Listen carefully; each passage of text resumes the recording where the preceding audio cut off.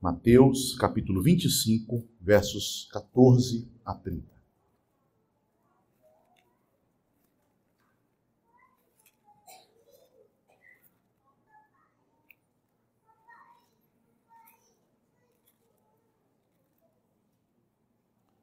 Diz assim a palavra de Cristo, nosso Senhor. Pois será como um homem que, ausentando-se do país, chamou os seus servos e lhes confiou os seus bens. A um deu 5 talentos, a outro 2, e a outro 1, a cada um segundo a sua própria capacidade. E então partiu. O que recebera 5 talentos, saiu imediatamente a negociar com eles e ganhou outros 5. Do mesmo modo, o que recebera 2, ganhou outros 2. Mas o que recebera 1, saindo, abriu uma cova e escondeu o dinheiro do seu senhor.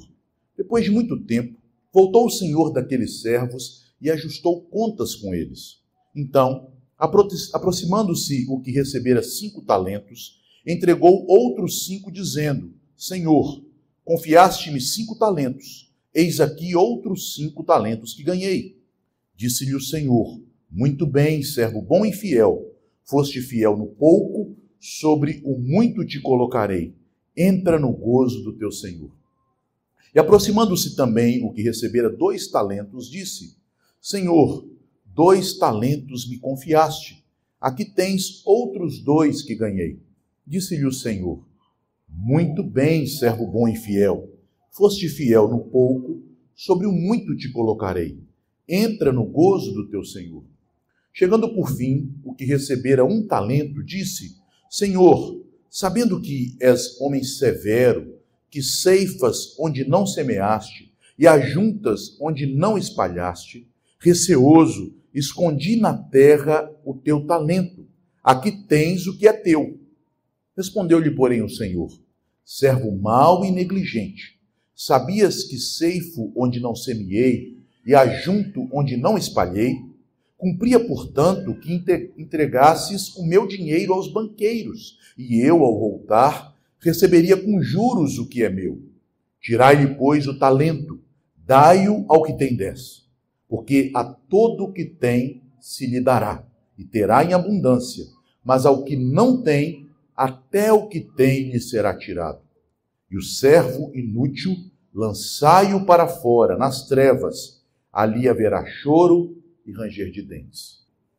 Meus amados irmãos, a economia é uma área do conhecimento, uma ciência interessante, porque é uma ciência que não lida propriamente com as coisas que estão diante de nós, mas com as coisas que se esperam. É interessante que, na medida em que os mercados têm expectativas a respeito de um novo governo, de uma empresa que vai incorporar outra, de notícias que são ventiladas na Bolsa de Valores, as inclinações políticas que são noticiadas nas páginas dos jornais, os bastidores do poder nas câmaras legislativas, tudo isso influencia a expectativa das pessoas em relação ao seu trabalho, aos seus investimentos. A perspectiva do futuro define como elas vão viver no presente, não é assim? Qual de nós, se tivesse informação de que depois de Fernando Collor de Mello assumir a presidência da República e nomear a ministra Zélia Cardoso para ser a ministra da Fazenda, qual de nós, se tivesse informação de que todas as contas, poupanças e investimentos seriam confiscados, qual de nós manteria seu dinheiro investido? Mesmo que fosse uma quantidade pequena. Vejam que a economia é uma ciência interessante, é uma ciência da expectativa, é uma ciência do futuro, é uma ciência daquilo que o homem antevê ou ele espera. E este texto nos fala do reino de Deus usando este exemplo da economia, de um senhor que é um homem rico, que tem muitos bens, que tem servos que são servos leais, servos que têm capacidade, conforme diz o verso 15, para administrar os seus recursos, e que ele dá a cada servo, segundo a sua capacidade administrativa, uma vultuosa soma de dinheiro para ser administrado e investido. esperando depois de um tempo, como sócio destes servos naquela empreitada, obter o lucro devido. Mas percebam que a expectativa que cada um daqueles servos nutria acerca do seu senhor, aquilo que eles acreditavam em relação ao seu senhor, as suas reações, o que aconteceria no futuro, influenciou a maneira como eles lidaram com aqueles recursos. Há, amados irmãos, uma íntima correlação entre a doutrina da escatologia, isto é, a doutrina sobre a volta de Cristo, o juízo final, as últimas coisas, e a economia da nossa vida cristã, a maneira como administramos a nossa vida cristã, aquilo que na teologia nós chamamos de mordomia cristã. O que nós esperamos define o tipo de mordomos crentes seremos. Esta é a correlação sábia que o Senhor Jesus faz aqui. Nós temos aqui, portanto, uma parábola que complementa o ensino da parábola das 10 virgens. É interessante que os irmãos podem observar que o versículo 14 começa com uma elipse. O que seria uma elipse? É uma presunção em que uma parte da frase ela é presumida e é retirada. Vejam como começa o verso 14. Pois será como? O que será como? Veja, ele está falando, conforme nós vemos no verso 1, o reino. É como se ele estivesse aqui dizendo, o reino será como? Será como um senhor que entrega seus recursos para serem administrados pelos seus servos, cada qual recebe o recurso conforme a sua capacidade. Então, estas duas parábolas devem ser lidas juntas, já que o versículo 14 demonstra com esta elipse, com esta ausência de informação, que foi suprimida por já conter no versículo 1, que elas estão ligadas, que elas são parábolas gêmeas, que elas são parábolas para serem lidas em conjunto, que elas são complementares. Nesta parábola dos talentos, nós somos ensinados a esperar a vinda de Jesus, preparando o nosso homem exterior, nossa vida cristã. Porque na primeira parábola, que fala das virgens prudentes que guardaram azeite para suas lâmpadas, para suas tochas, e das 5 virgens nécias que não levaram a provisão de azeite para aguardar a vinda do noivo, nós já fomos informados de como devemos esperar a vinda de Cristo no que diz respeito ao homem interior. Devemos nos encher da graça. Devemos nos encher do Espírito, devemos cuidar da nossa vida espiritual, do nosso coração, devemos ser crentes cheios de azeite, isto é, cheios do Espírito Santo. Mas complementando o ensino, para que o cristianismo não seja reduzido a apenas uma religião do coração, o nosso Senhor une à parábola das 10 virgens esta parábola dos talentos, que nos mostra que, além de nos prepararmos interiormente, devemos também nos preparar exteriormente. E a maneira de nos prepararmos em nossa vida exterior, enquanto aguardamos a vinda de Cristo, é nos envolver no trabalho do reino. É cumprir a missão que Jesus destinou aos seus discípulos. É sermos laboriosos no trabalho, até a vinda de Jesus. Jesus expôs uma parábola muito semelhante a esta, 4 ou 5 dias antes de falar a parábola dos talentos. Em Lucas, no capítulo 19, nos versículos 11 a 27, nós temos registrado a parábola das minas, das 10 minas. Minas aqui não são meninas, não. Minas também é uma moeda. E naquela parábola que Jesus contou, no dia praticamente que antecedia a viagem dele com os discípulos para Jerusalém, naquele domingo conhecido como Domingo de Ramos, quando ele foi recebido em Jerusalém como Messias, para celebrar a última Páscoa, uma semana depois, Jesus contou a parábola das minas. Na parábola das 10 minas, que Jesus contou aos seus discípulos 4 dias antes da parábola dos talentos, Jesus, ele ensinou que todos nós recebemos de Deus uma parte igual. Portanto, esta parábola não se refere às capacidades especiais que Deus dá a cada um dos seus filhos, mas ao dom da salvação. Cada um dos servos recebeu a mina, recebeu o mesmo salário, recebeu a mesma provisão. Todos recebem dons iguais da parte de Deus. Todos são salvos pelo mesmo Senhor, pelo mesmo Evangelho. Todos recebem do mesmo Espírito e da mesma graça. Mas, embora todos sejam salvos da mesma maneira, a maneira de viver diferencia de um crente para o outro. E, portanto, as recompensas, isto é, os galardões serão desiguais. Este era o ensino daquela parábola muito semelhante à parábola dos talentos, a parábola das minas. Na parábola das minas, o Senhor, então, ensinou aos seus discípulos que uma mesma graça de salvação produz frutos diferentes na vida dos crentes. Mas já na parábola dos talentos, o ensino, embora semelhante, tem outro foco.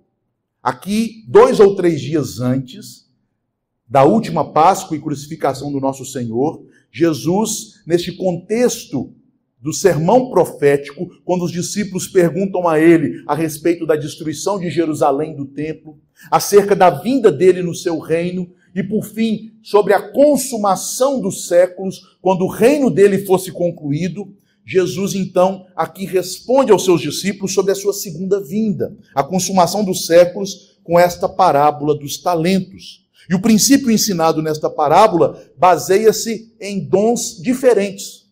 Veja que um servo recebe 5, outro 3 e o último 1 talento. Na parábola das minas, todos recebem o mesmo salário. Na parábola dos talentos, cada um tem um salário diferente do outro. Mas a ideia é que, embora os dons sejam diferentes, a recompensa é igual. Portanto, a parábola das minas fala de uma mesma salvação com diferentes galardões. E a parábola dos talentos falam de dons e talentos diferentes, mas com uma mesma glória na eternidade, na vinda de Cristo. Elas, então, se complementam. Elas, então, são parábolas que nos ajudam a entender estas questões concernentes à eternidade. Mas o nosso foco aqui é a parábola dos talentos. E o que nós aprendemos nesta parábola? Nós aprendemos a maneira como o crente aguarda a vinda do Senhor, no que diz respeito à sua vida externa. E nós devemos aguardar a vinda do Senhor frutificando em boas obras que provêm da fé. Devemos crer nas promessas do Evangelho e esta fé verdadeira, confiante, cheia de esperança, serão um combustível eficaz para nos levar às boas obras. Para entendermos como esta parábola pode ser dividida, nós podemos dividir, em primeiro lugar, dos versículos 14 a 18, a ideia aqui é o Senhor constituindo os administradores dos seus bens. Vejam, todos os servos de Deus em seu reino recebem parte neste reino para administrarem os bens do Senhor. Em seguida, a partir do versículo 19 até o versículo 23, nós temos a vinda do Senhor. Passado muito tempo, quando nós lemos no verso 19, depois de muito tempo, o Senhor volta. Mais uma vez, Jesus deixa claro aos seus discípulos que, embora a vinda dele para julgar Jerusalém e o povo judeu fosse iminente, fosse breve, fosse naquela geração, a segunda vinda dele para julgar o mundo e trazer a manifestação da sua glória sobre a igreja seria depois de um tempo duradouro. Depois de muito tempo ele volta. E neste momento o Senhor recompensa os servos bons e crentes, fiéis. Versículos 19 a 23. E por fim, nos versículos 24 a 30, o Senhor também vem para punir os servos maus e negligentes. A bondade é assemelhada a ser crentes nas promessas, ser fiel à promessa. E a maldade, a preguiça, a negligência, a displicência no trabalho.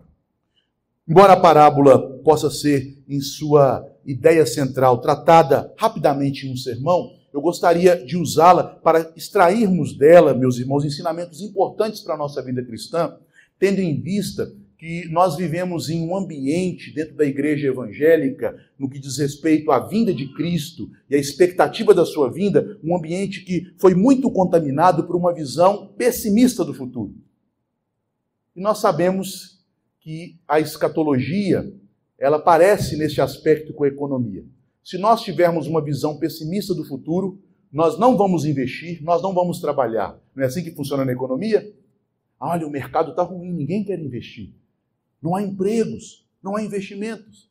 E da mesma forma funciona o reino de Deus. Se nós tivermos uma visão pessimista, o anticristo vai vir, nosso trabalho será vão, as igrejas serão fechadas, elas serão destruídas, nós seremos terrivelmente perseguidos e mortos, não há muito o que se fazer. Esse tipo de cenário nos motiva ao trabalho? Eu tenho brincado com alguns pastores amigos meus que são amilenistas ou pré-milenistas, eu digo, meu irmão, eu admiro a sua fé, porque se eu pensasse que as coisas vão só piorar, eu não teria nenhum alento, nenhuma disposição, nenhuma motivação espiritual para perseverar no trabalho do Senhor. Mas como eu sei que apesar das lutas, o reino de Cristo avança, que o reino dele é aquela rocha que foi arrancada do alto do monte e que destruiu a grande estátua e crescerá até se tornar uma grande montanha que cobrirá a terra, que os reis virão a Sião para adorar o Senhor Jesus, como eu creio nisto, mesmo que eu não veja estas coisas com os meus olhos, eu já as contemplo pela fé e eu vivo nesta expectativa. Vejam então que a expectativa que o crente tem em relação ao futuro, daquilo que a Bíblia fala sobre o reino de Cristo, a sua vinda, haverá de influenciá-lo na maneira como ele vai viver o seu dia, o seu hoje, o seu tempo presente. Portanto, vamos ver o que o Senhor nos ensina nestes primeiros versos 14 a 18, quando ele constitui administradores de seus bens. A primeira coisa a notar é o significado da palavra talento. Na nossa linguagem, nós usamos a palavra talento como uma aptidão, uma habilidade natural, um dom. Nós falamos de talento para esportes, talento musical, talento para alguma ciência ou área do saber. Mas este não é o uso que nós temos aqui na parábola. Embora a aplicação possa até ser esta, a palavra talento é uma palavra de uma unidade de medida. É um peso. Um talento equivale, no Novo Testamento, a 58, quase 59 quilos de algum metal precioso. Por isso que nós observamos, por exemplo, quando Abraão comprou uma caverna para sepultar Sara, sua esposa, que havia falecido, ele a comprou por 1 talento de prata, ou seja, quase 60 quilos de prata. É muita prata. Isso é um talento. Veja que uma pessoa aqui recebeu 5 talentos. Outra 3 talentos e um último 1 talento. E provavelmente o texto está falando de prata, porque no versículo 18, quando nós encontramos ali a palavra dinheiro, que o servo mau, negligente, enterrou o talento, e ele é chamado aqui de dinheiro, a palavra usada no original é argirion, que é uma palavra que se traduz por prata. Por isso, no português, quando nós falamos de algo prateado, nós usamos o termo argênteo. Vem do grego argirion, prato, prata. Então, eram talentos de prata. Eu até fiz um cálculo rápido pelo valor da prata atualmente. Um talento daria mais ou menos de prata, hoje, R$ 334.787,60. Um talento é uma quantia considerável, não é verdade? Agora imagine 5 talentos, 3 talentos. Portanto, a ideia que o texto nos transmite não deve ser interpretada como aptidões naturais. Nós devemos primeiramente entender o contexto original. Aquele homem tinha 3 servos e ele confiava naqueles servos ao ponto de, mesmo sendo eles, e a palavra servo significa escravos, mesmo eles sendo escravos, ele os tratava com tamanha dignidade, com tal apreço e amor, que ele confiou a eles uma boa quantidade de dinheiro. Uma boa quantidade de dinheiro. Se fosse um escravo que tivesse um senhor mau, era um dinheiro suficiente para fugir, não é verdade? 387 mil no bolso, 334 mil no bolso, dá para fugir, não dá para o escravo ir embora? Ir para bem longe. Imagine então 5 talentos ou 3 talentos. Portanto, aquele senhor confiou uma quantia generosa a cada um dos seus servos, mesmo aquele servo que recebeu a quantia menor.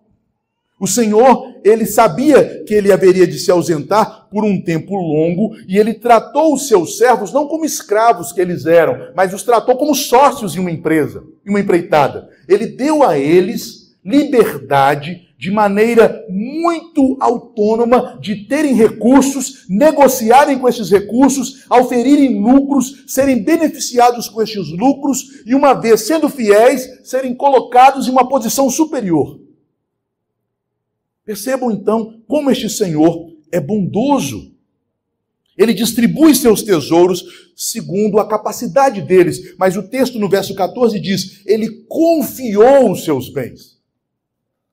Ele confiou liberalmente, ele confiou sem vigilância, ele confiou sem desconfiança, ele entrega aqueles recursos nas mãos dos servos, ele demonstra extrema bondade. Isso já nos dá, meus irmãos, uma pista de por que razão aquele servo mau é tratado como uma pessoa má.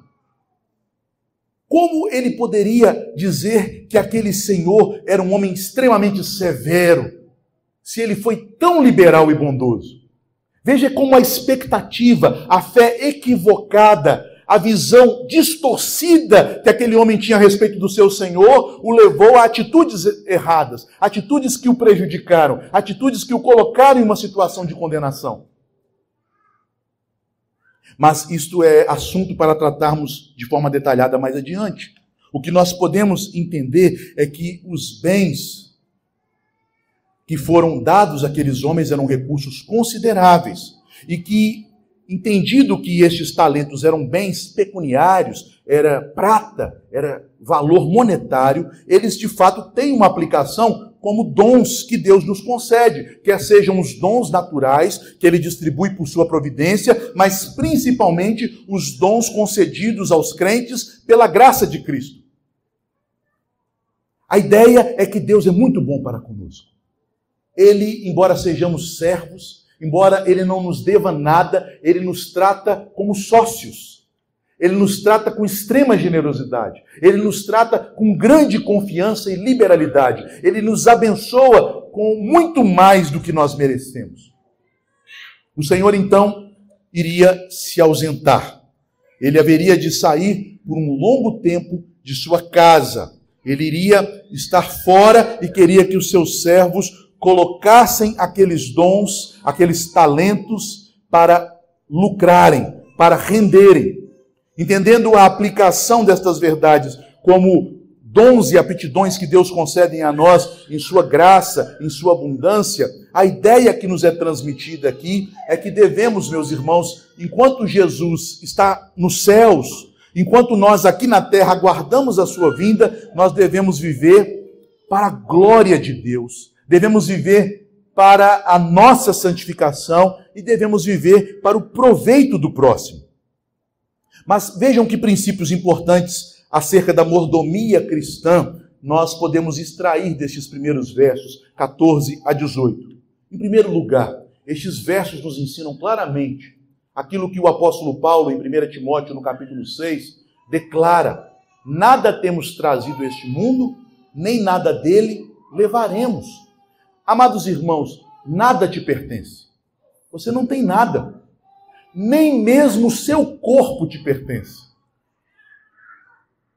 Até o nosso corpo, antes da nossa conversão, pertencia ao pecado. Mas agora que fomos convertidos a Cristo pelo poder do Espírito Santo, o nosso corpo pertence ao Senhor. Nada é nosso.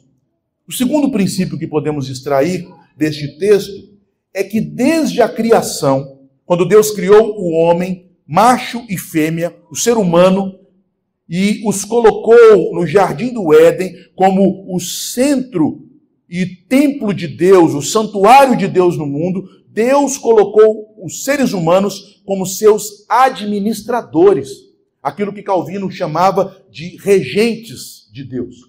Nós somos administradores de Deus. Por um lado, nada nos pertence, mas por outro lado, tudo é nosso. Não nosso por poder de propriedade, mas nosso como sócios de Deus na administração das coisas que Ele nos tem dado. Deus, em sua liberalidade, em sua graça, em sua misericórdia, criou um mundo cheio de bênçãos e de dádivas e nos tem concedido. E apesar da queda ter destruído esta relação original, na redenção ela foi restaurada. O povo de Deus, que está unido a Ele por meio de Cristo, foi restaurado a esta função de sacerdócio real de Deus, de serem administradores de Deus na criação. Terceiro princípio: embora sejamos simples servos, Deus nos trata com dignidade, Deus nos trata com confiança, mas tudo que Deus nos dá é para que façamos produzir mais por meio de trabalho. Desde a criação, Deus nos criou para o trabalho. Deus não nos criou para uma vida ociosa. Deus não nos criou para uma vida de negligência, de timidez e de medo. Deus nos criou para o trabalho. E o povo da aliança, o povo que foi restaurado em sua comunhão com Deus por meio de Cristo, é um povo que deve trabalhar até o dia em que formos chamados à sua presença. Deus quer que sejamos diligentes. Conforme o apóstolo Paulo, falando também de coisas futuras, da ressurreição do corpo, da escatologia, em 1 Coríntios 15, ensina como conclusão a respeito destas verdades, que no Senhor o nosso trabalho não é vão. O que o pecado trouxe, amados irmãos, não foi o trabalho. O que o pecado trouxe foram as intempéries, as lutas e todas as situações difíceis associadas ao trabalho. Antes do pecado, o trabalho era prazeroso, fonte de alegria, fonte de realização. Agora, o trabalho, embora ainda traga estas bênçãos, ele também traz muitos pesares, fadigas, frustrações. Mas o trabalho vem do Senhor. Foi assim que o Senhor Jesus ensinou aos judeus quando ele foi acusado de realizar uma cura de um paralítico no dia de sábado. E ele então respondeu: o meu Pai trabalha até agora, e eu também trabalho. Portanto, este texto nos ensina que Deus, ele nos faz participantes de sua obra e ele quer que nós trabalhemos. O quarto princípio que podemos extrair deste texto é que a gratificação é fruto do trabalho e nunca pode ser antecipada pelo prazer. O servo negligente demonstra sua negligência por buscar esconder o talento que lhe foi dado, ao invés de trabalhar para fazer com que aquele talento se multiplicasse e assim ele fosse recompensado. Este é um princípio, meus irmãos, que se aplica também à nossa vida prática. Porque tantos de nós, eu também me incluo, muitas vezes nos colocamos em situações econômicas difíceis, porque queremos usufruir o prazer antes do trabalho. Queremos ter benesses antes do esforço. E Deus não criou o mundo para que ele funcionasse assim. Primeiro o homem trabalha, depois ele come do fruto de suas mãos. Primeiro nós plantamos, depois de semearmos com lágrimas, nós voltamos trazendo os feixes com alegria. Este é o princípio da semeadura. Este é um princípio universal que Deus estabeleceu na criação. O trabalho produz gratificação, não prazer. O prazer produz dor. O prazer produz no futuro muitas consequências danosas. Em quinto lugar, a distribuição é desigual, porém farta e suficiente. Este é um princípio, amados irmãos, que nos livra de pecados terríveis, como a murmuração, quando nós, insatisfeitos com as provisões de Deus, reclamamos daquilo que Ele tem nos dado em comparação àquilo que Ele dá a outros. Nos livra também da cobiça, que é o desejo de termos os privilégios que Deus tem conferido a outros irmãos. Nos livra da inveja, que é pior do que a cobiça, que é o desejo que o irmão não tem os privilégios que Deus deu a ele. O cobiçoso quer para si, o invejoso quer que o outro não tenha. Somente quando entendemos que Deus dá para todos nós, embora de medidas desiguais, o suficiente para que por nosso trabalho, por nossa diligência, aquilo que Ele colocou em nossas mãos venha render de maneira a ser uma fartura para nós e para outros. Se nós entendemos isto, nós sempre teremos um coração grato. Mesmo aquele que obteve apenas um talento, nós vimos que um talento era uma quantia considerável. O Senhor foi bondoso para com todos os seus servos. Todos têm o suficiente. Lembrem-se então, meus irmãos, que estes princípios, que parecem mais se relacionarem com conselhos práticos para a organização da vida econômica, para a administração das nossas finanças, para a coordenação da nossa família, estes princípios de vida prática estão inseridos em um sermão a respeito da vinda de Cristo, a respeito da consumação dos séculos.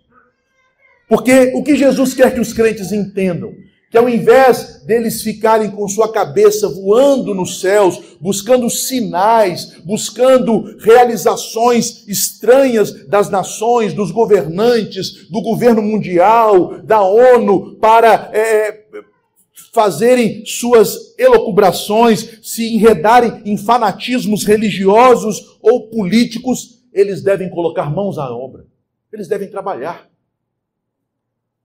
Quer seja oportuno, quer não.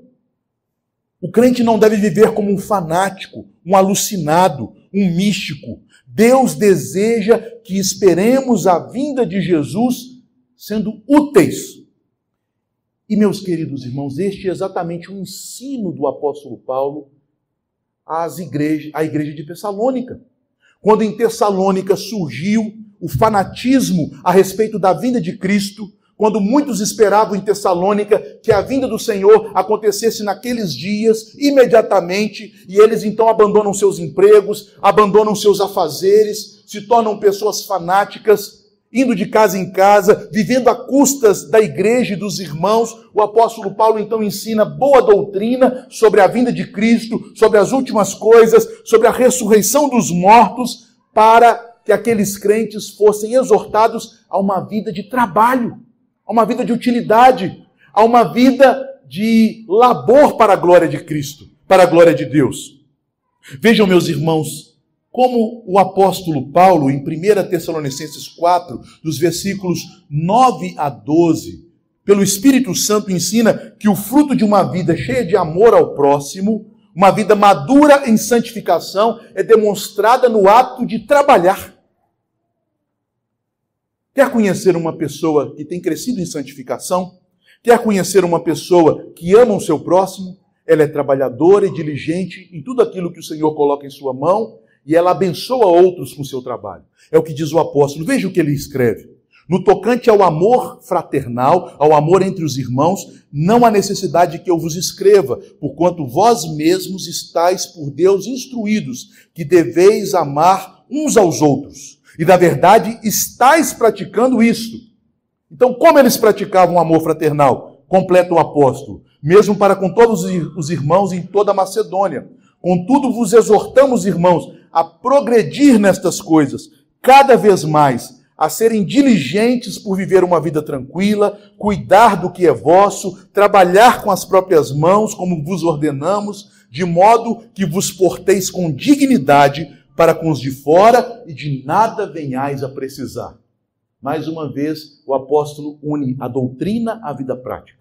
Aqueles que são salvos em Cristo, que aguardam a vinda do Senhor e que aguardam de maneira correta, eles usam os seus talentos para abençoarem a si mesmo, para glorificarem a Deus e para serem úteis na vida da igreja e do próximo. Eles são laboriosos, eles são trabalhadores. Progredir no amor fraternal envolve ser uma pessoa que tem cuidado de sua vida, que trabalha e que tem bom testemunho dos de fora da igreja por causa de seu trabalho. Certa feita, eu creio que muitos irmãos já ouviram essa história, que é verídica, que é real. Um sapateiro procurou Lutero dizendo: Lutero, o que eu posso fazer para contribuir com a causa da reforma protestante? E Lutero, sabendo que aquele homem era um sapateiro, ele diz: faça um excelente sapato para a glória de Deus. Dê um bom testemunho com o seu trabalho. Seja o melhor possível naquilo que o Senhor colocar em suas mãos. Seja um pai digno do nome pai. Seja uma mãe digna do nome mãe. Seja um filho submisso aos seus pais. Seja um trabalhador que traz alegria ao seu patrão. Seja um patrão que é conhecido por sua bondade e humanidade pelos seus funcionários. Honre ao Senhor naquilo que Ele colocar em suas mãos. Faça o mesmo na igreja. Faça o mesmo em cada área em que o Senhor colocar talentos em suas mãos para administrar. Ainda aplicando este ensino agora aos fanáticos que haviam em Tessalônica e que abandonaram suas atividades, os seus empregos, para aguardarem uma vinda de Cristo que eles julgavam iminente, Paulo escreve agora em 2 Tessalonicenses, no capítulo 3, dos versos 6 a 12, o seguinte: nós vos ordenamos, irmãos, em nome do Senhor Jesus Cristo, que vos aparteis de todo irmão que ande desordenadamente, e não segundo a tradição de que nós recebestes. Pois vós mesmos estáis cientes do modo porque vos convém imitar-nos, visto que nunca nos portamos desordenadamente entre vós, nem jamais comemos pão à custa de outrem. Pelo contrário, em labor e fadiga, de noite e de dia, trabalhamos, a fim de não sermos pesados a nenhum de vós. Não porque não tivéssemos esse direito, mas por termos em vista oferecer-vos exemplo em nós mesmos para nos imitardes. Porque quando ainda convosco vos ordenamos isto: se alguém não quer trabalhar, veja, não é se alguém não pode trabalhar. Se alguém não pode trabalhar, socorra. Mas se alguém não quer trabalhar, é alguém que pode, mas não quer. É o preguiçoso. Se alguém não quer trabalhar, também não coma, pois de fato estamos informados de que entre vós há pessoas que andam desordenadamente, não trabalhando, antes se intrometem na vida alheia. A eles, porém, determinamos e exortamos no Senhor Jesus Cristo que, trabalhando tranquilamente, comam o seu próprio pão. Notem, queridos irmãos, notem a conexão da visão deturpada a respeito do futuro, a respeito da vinda de Cristo, com a conduta ética. Percebam, meus irmãos, que as pessoas que tendem a ir para seitas fanáticas, que pregam uma escatologia cheia de sinais, de coisas extraordinárias, espalhafatosas, são pessoas que muitas vezes abandonam seus próprios afazeres, suas famílias e se tornam escravas de uma religiosidade assim, incomodando as demais pessoas, sendo até mesmo maus profissionais, sendo pessoas que não dão bom testemunho de Cristo. Crentes que compreendem, por outro lado, o ensino bíblico sobre a vinda de Cristo, entenderão que Cristo, ao vir uma primeira vez e morrer pelos nossos pecados, ser exaltado por meio de sua ressurreição, ascensão aos céus e então entronizado à destra do Pai, ele inaugurou um reino. E que nós, como sua igreja, fazemos parte deste reino que avança contra os poderes corruptores da queda, do pecado, invertendo a ordem da queda e trazendo de volta a ordem da criação. Crentes que compreendem o ensino bíblico sobre o reino de Deus, sobre a primeira e a segunda vinda de Cristo, são pessoas que agem de maneira laboriosa. Elas empreendem. E quando eu falo de empreender, eu não quero que vocês tomem esta palavra no sentido usual, apenas de serem empresários, de abrirem empresas, abrirem negócios. Não, empreendem no sentido de, em cada local em que elas são colocadas, elas agem com dedicação, sabendo que o seu serviço é prestado ao próprio Senhor, para a sua glória, mas também para o serviço do próximo. Estas pessoas irão frutificar para estabelecer o reino de Deus por meio do seu trabalho. O labor cristão envolve 3 coisas, como ensina Bavinck, um grande teólogo holandês. Ele diz que o labor cristão envolve missão, igreja e cultura. Com a missão ele quer dizer a expansão do evangelho. Todos os cristãos, de alguma maneira, devem se envolver com a missão de fazermos o evangelho se expandir, em fazê-lo conhecido nas nações, em fazer com que a igreja de Deus, pela proclamação da palavra, alcance mais pessoas onde estamos e até os confins da terra. Além disso, o trabalho dos servos de Deus envolve a igreja, como comunidade local dos crentes. Todos nós devemos estar envolvidos na igreja. Estarmos envolvidos na igreja, amados irmãos, é apoiar o culto bíblico e a pregação bíblica da palavra, para que o evangelho seja preservado para as futuras gerações. Temos que apoiar a igreja, preservá-la a cada geração em sua doutrina, em seu culto, em sua fé, tal qual nos foi transmitida pelos apóstolos. Apoiar a causa da reforma da igreja, sermos participantes da igreja, assim como nós votamos em nossos compromissos na pública profissão de fé. O Evangelho é a coluna e baluarte da verdade. E este Evangelho, ele deve estar centralizado na vida da igreja, para que ela seja sal da terra e luz do mundo, ensinando as pessoas a viverem de modo agradável a Deus. Mas ainda, o trabalho cristão envolve a cultura. E percebam que aqui não há uma hierarquia. Estas três coisas envolvem o reino. O ministério pastoral é tão nobre e digno quanto qualquer outro ministério que os irmãos desempenhem, como o ministério que eu tenho como pai, como esposo, porque todos estes ministérios vêm do Senhor. Todos estes talentos, dons e bênçãos provêm da mesma graça, servem ao mesmo Senhor.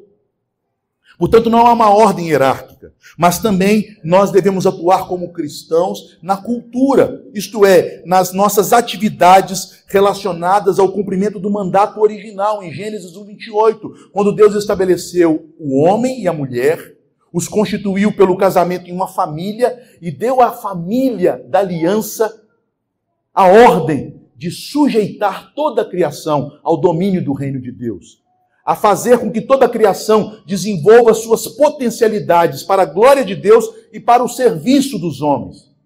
Quando nós nos enredamos, ou melhor, quando nós somos chamados por Deus nas áreas do conhecimento, da ciência, do mercado, quaisquer áreas, nós estamos servindo ao próximo.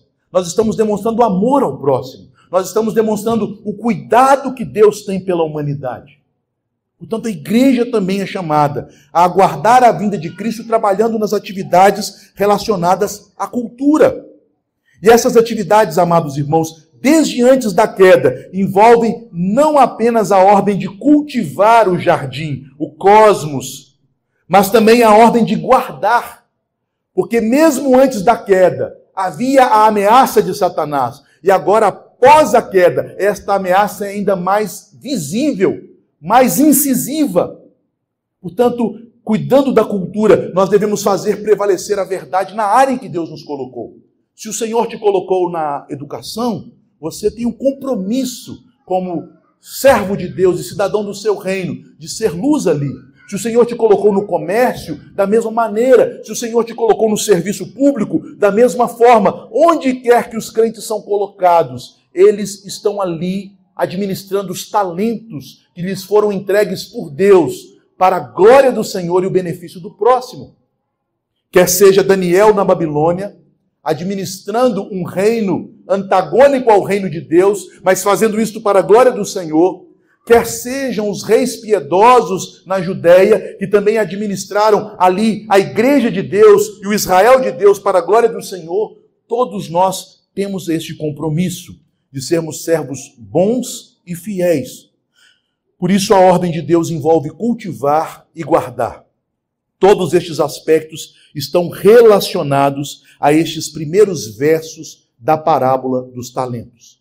Deus é o Criador e o dono de todas as coisas. O ser humano foi criado como seu regente na criação, para manifestar o reino de Deus, o seu domínio sobre o cosmos. O pecado perverteu esta ordem original, mas em Cristo, por meio da obra da redenção, essa tarefa original é restaurada e elevada. Além do domínio sobre o cosmos, por meio do avanço da família e da cultura, há também o domínio do reino contra o império das trevas, pelo avanço do evangelho e pela instalação da igreja de Deus em todas as nações. Nós estamos envolvidos nesta obra dupla, a obra criacional e a obra do evangelho do reino. Tudo isso compete aos crentes. Tudo isso é o trabalho e os talentos riquíssimos que Deus colocou em nossas mãos. Todos nós estamos engajados, amados irmãos, nesta missão. E precisamos trabalhar até a volta do Senhor. É assim que esperamos a segunda vinda de Cristo. A verdadeira fé no Evangelho entende tais verdades. Por isso o apóstolo Paulo diz aos Tessalonicenses, no capítulo 1, versículo 3, que a fé dos crentes deve ser operosa. É por isso que Tiago declara que a nossa fé deve ser uma fé viva e não morta, em Tiago 2,17. E ainda, uma fé que opera pelo amor, em Gálatas 5, versículo 6. Finalizando, amados irmãos, com algumas aplicações. Em primeiro lugar, estes versos da parábola dos talentos, estes versos iniciais, nos chamam a atenção para a necessidade que temos de reconhecer a extrema bondade de Deus para cada um de nós.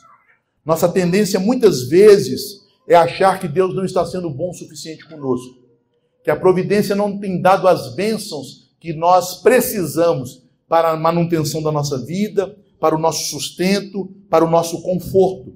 Mas o Senhor conhece cada um de nós e Ele dá a cada um segundo a sua própria capacidade.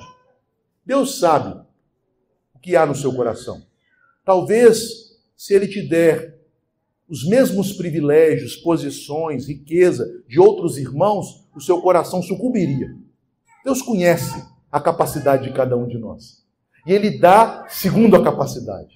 Ele não dá aquilo que nós não possamos suportar. Ele dá riquezas, inteligência, sabedoria, enfim, diferentes dons, conforme a capacidade de cada um dos seus filhos. Mas com todos eles, devemos lembrar, Ele é extremamente bondoso e liberal. É por isso que Jesus usa esta figura dos talentos, para mostrar a grandeza da bondade de Deus para conosco, a riqueza das suas bênçãos para o mais simples de nós. Para todos nós, Deus tem sido muito bom.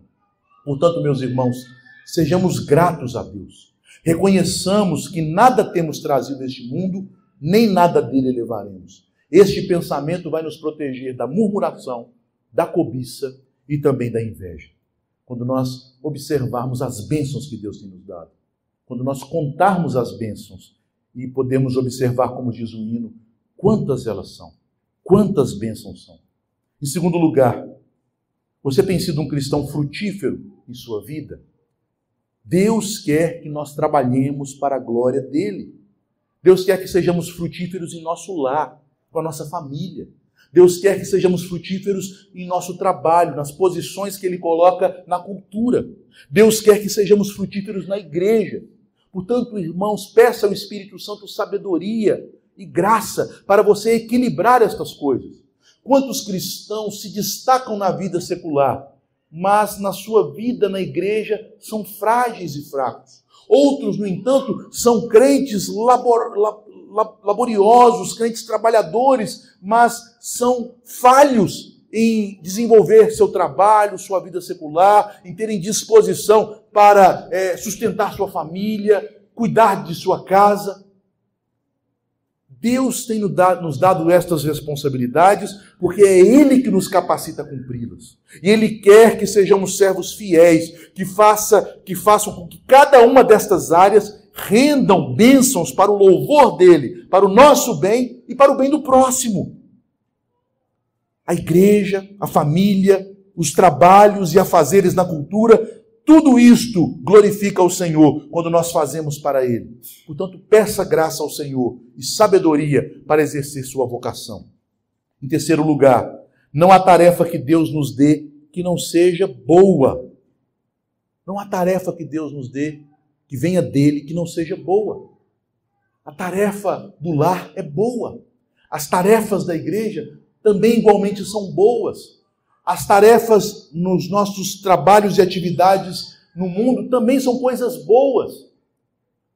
O pensamento católico, às vezes romano, nos faz pensar que o trabalho é um castigo, que o trabalho é um peso. De maneira nenhuma, meus irmãos. O trabalho foi estabelecido na criação. O trabalho é uma maneira de sermos participantes da obra de Deus. O trabalho é uma bênção que Deus nos dá para que possamos plantar e colher mais ainda coisas boas que Ele tem para o seu povo. Em quarto lugar, o que devo esperar para o futuro? A maneira que nós respondemos esta questão influenciará a maneira que nós vamos viver daqui para frente. Portanto, meus irmãos, observe a importância desta ligação entre a doutrina da vinda de Cristo, a escatologia, e a ética cristã, a mordomia cristã. A sua esperança definirá a forma que você exercerá a sua fé. Aquilo que você crê a respeito de Deus haverá de definir a maneira como você viverá na presença de Deus. se você não reconhecer a extrema bondade, graça que Deus tem para conosco, na pessoa e na obra de seu Filho, se você não reconhecer a glória e a soberania do reino dele, que foi implantado pelo seu Filho, isto haverá de trazer prejuízo para a sua vida. Você será um servo negligente. Portanto, meus irmãos, veja esta importante conexão. A esperança do crente define o seu trabalho, a sua fé e as suas boas obras. Portanto, encha o seu coração de esperança. Cristo reina, ele voltará, e quando ele voltar, ele haverá de recompensar as boas obras que ele mesmo fez em nós e através de nós.